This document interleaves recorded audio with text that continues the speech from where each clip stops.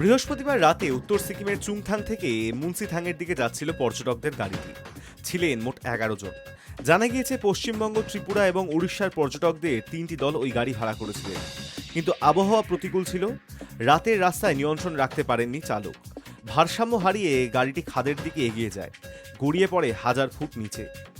মঙ্গানের police super Sonam Diju জানিয়েছেন, ভারতীয় সেনা, সিকিম পুলিশ, ইন্দো তিব্বত সীমান্ত পুলিশ উদ্ধার কাজে হাত লাগিয়েছে।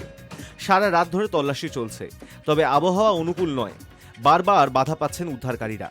প্রথমে 2 জন পর্যটককে উদ্ধার করা গিয়েছিল, পরে উড়িষ্যার জাটপুরের বিজেপি সাধারণ সম্পাদক, তার স্বামী ও 2 সন্তানের মৃতদেহ উদ্ধার করা হয়, কিন্তু বাকিদের খোঁজ মেলেনি। আহতদের উদ্ধার করে গ্যাংটকের হাসপাতালে নিয়ে গিয়েছে পুলিশ। তাদের অবস্থা সংকটজনক বলেই জানা যাচ্ছে হাসপাতাল সূত্রে।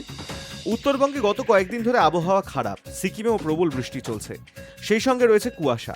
আলিপুর আবহাওয়া দপ্তর জানিয়েছে, উত্তরবঙ্গে বর্ষা প্রবেশ করেছে। আগামী কয়েকদিন ভারী থেকে অতি ভারী বৃষ্টির সতর্কতা জারি করা হয়েছে দার্জিলিং সহ উত্তরের একাধিক জেলায়। সিকিমেও তার ব্যতিক্রম নয়। এই পরিস্থিতিতে গত কয়েকদিন ধরে উত্তর সিকিমে পর্যটকদের যাতায়াত নিয়ন্ত্রণ করা হচ্ছিল, তার মাঝেই এই দুর্ঘটনা। Hi News network.